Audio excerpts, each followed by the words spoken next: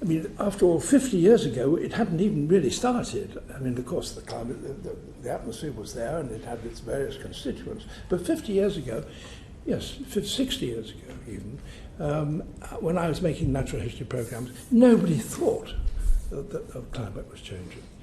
If there was any concern about the welfare of the natural world, it was that individual species were disappearing. But nobody thought that human beings could change the climate. And we now know we are. And what is worse, of course, is that we are changing the climate in a way that is irreversible. Certainly within our, not our lifetimes, but in our grandchildren's lifetime, it's irreversible, if we go on the way we are. 50 years ago, it seemed inconceivable. I mean, it wasn't inconceivable that we could have exterminated species. I knew that gorillas could have been exterminated had we not taken action, and that's so. But I didn't believe that we could change the climate by human beings. Or worse, that the changes that we were going to impose on the climate will be irreversible, which is what they will be if we go on the way we are. And 50 years ago, there were quite a lot of people who would say, no, it's rubbish. Of course we aren't affecting anyone else. There were a lot of people saying that. And if you want to work for the BBC, which is what I did and have done for all my life, 50 years ago, there was a duopoly. There was BBC and there was commercial television. And the BBC was a public service. And if you're a public service, you have to represent a public point of view. And you can't use it for propaganda.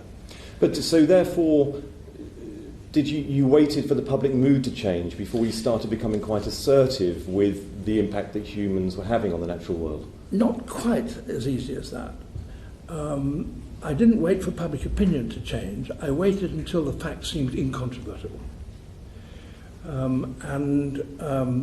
50 years ago, the people who were saying protect the natural world, we weren't talking about changing the climate, because that was not a possibility. It hadn't occurred to us.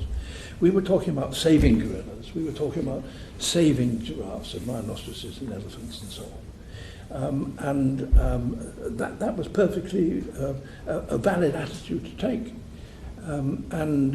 But you shouldn't be campaigning. The BBC is not a campaigning organisation. The BBC has a responsibility to present problems to the public in a way which is the public cannot avoid.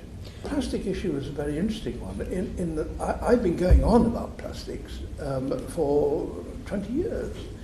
Because it is anybody who swims knows that, and anybody who travels actually to the Far East can see the horrors of what plastic pollution can do. And I've been putting it in programs for years, and nobody took much notice of it. And Blue Planet 2, it was a sequence that lasted about 2 minutes maximum, I should say. And yet suddenly, for some reason, which if I knew what the reason was, I'd be a richer man, I dare say. But for some reason, it rang a bell in the public consciousness. I've never known anything like it. For 90 seconds or 2 minutes or whatever it was, to have the effect that it had was absolutely extraordinary.